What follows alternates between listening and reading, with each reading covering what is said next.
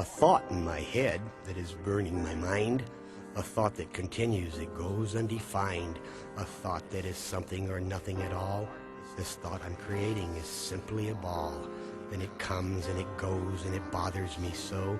It's dark, yet it glows and continues to grow, then vanishes almost to nothing at all, and appears to be something most gentle and small. Then out of the darkness it glimmers and shines. It spins like a spiral climbing its vine, endlessly driving me out of my mind, oh my mind, my mind. What is this blasted thing in my head? I am sure it has lasted enough years to be dead. At least that is what my psychiatrist said. But what does he know what dwells in my head? It's a spirit, I'm certain, having traveled through space. And he's parked here, I'm certain, and he hides in my face. And I pull down my curtain and feel his embrace, and close now my eyelids and ask for God's grace. Then darkness surrounds me, a blanket of black. This demon astounds me, he sneaks up from back, and then suddenly flashing, he attacks from the rear. As something is crashing, he speaks in my ear. Rock, it's nostalgic! How long can this last? Be back in a sec, I heard him say fast. I count the first second, the next moment's past. He comes in the second moment at last. And I gaze in his eyeball, his brow and his lid. I've waited till nightfall to see what he did, and listened most careful to all that he said, yet still I am fearful of losing my head. Come forth, fine demon, escape from my mind, for before long I'll leave you behind. I'll pay you no mention and pay you no mind, for your convention is that of the blind. You're just a creation, a parasite of my mind, and you dwell in my thought, and you're something much less than a penthouse for paupers creating a mess. A jovial chap you truly might be, yet never a clap shall you hear from me, for applause is for beauty and claps of disease that renders you helpless to crawl on your knees. Begone now, fine serpent, and flee from my sight. Begin to repent now, I pray that you might, before I avenge thee with all of my might, and crush you completely to oblivion's flight.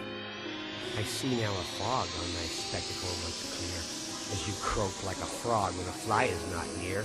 You're the least of a hog, having ne'er shed a tear, and the most of a pig as you cry in your fear. You run like a dog from the master you fear. Farewell, feathered demon, fly well as a seaman, or land in by ocean, yet never to land. For I've sent you a-cruising to a distant land, of nowhere, of no one, of none that I've known, for it was within me you first called home. And now you have left me, I'm here all alone. Solitude is joy that you've never known, 'cause you're awkward and clumsy, you can't stand alone. You're less than an idiot who's lost his own home, like the patriot parrot who flew from his cage, in a moment unrational, in a spirit of rage. Now you gawk for your cracker, and you cry for your feed, and you scream and you pester, yet no one takes heed, for you left your first master, 'twas your feeder indeed. So you bleed like a bleeder, you always will bleed. You're not but a beggar, you do no good deed. I venture to say there is no one you need.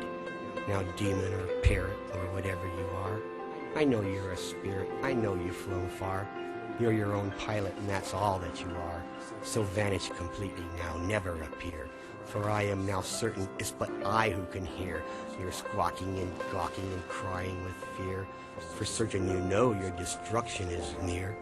For I am the destroyer, the master you fear. For I am your creator, your end is here. Your enemy is fear. You're dying, you're dying, you're dying, my dear.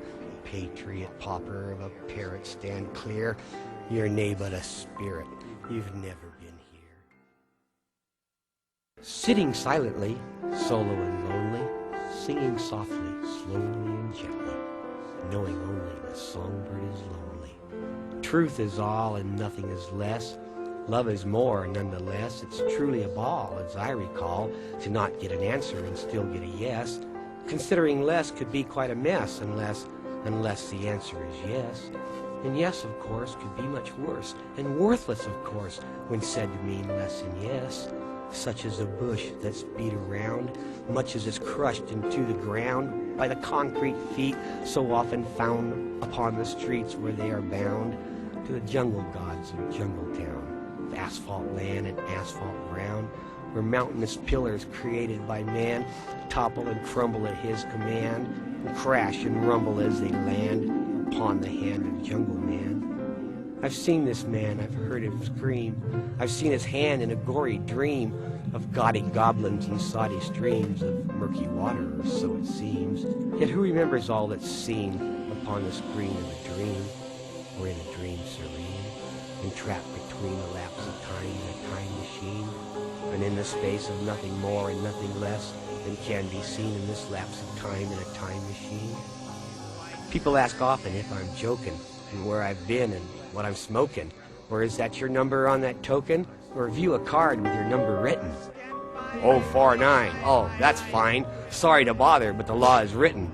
Enter in, brother, the boss is waiting, in there sitting, anticipating, contemplating where you've been while he's been waiting. 049. I hope you're fine, for I know I am, for I now have been waiting since 10. It's 9:45 again. Where have you been since then, and have you been drinking, or is that gin? Well, I've been nowhere since before then, so now we know it's 10, but then again, 10 when? Did it begin at 10, or was that a quarter before it should end? Or do you understand or misunderstand? It's but one big and one little hand. Knock off the nonsense, you blithering fool. Have you your sixpence, for you know the rule. For no pence and no sense is the mark of a fool. Purchase from me this bright golden rule. I haven't a sixpence, but I know your rule. I've taken it for no sense, so now you're the fool. Hark! The bell's ringing. The butler is bringing some dinner for both of us fools. Please be partaking. That which he's making was found in the hobgoblin's pool.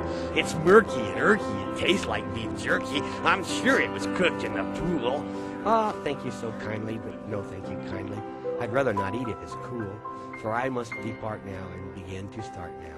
The end is breaking my heart. It's such a pity to live in this city that's falling apart every day, while mountains are growing, harvesting, sowing, crop after crop every day, and buildings are rumbling, crumbling, tumbling, falling apart every day, while Jungle Man standing obeying the commanding asphalt god in his heart.